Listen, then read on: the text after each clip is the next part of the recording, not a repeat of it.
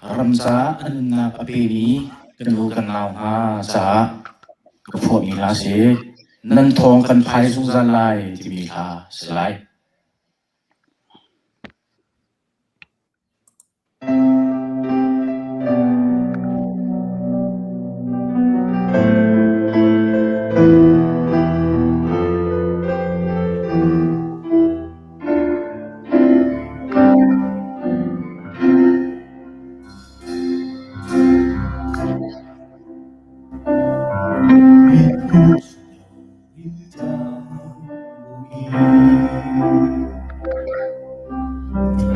Số dòng hoa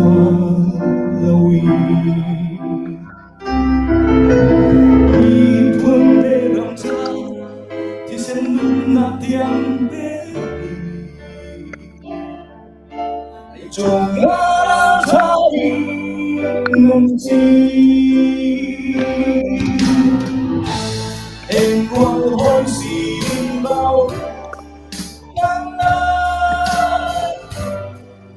tham lễ hình đừng hồi ai lâu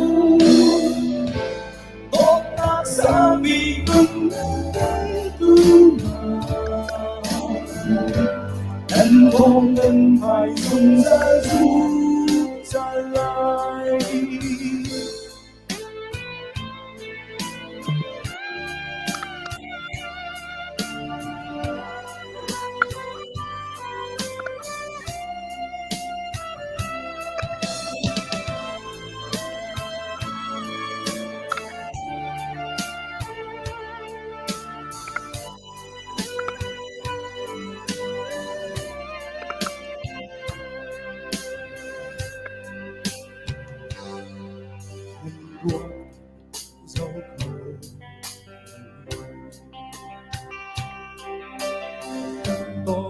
chấp ngâm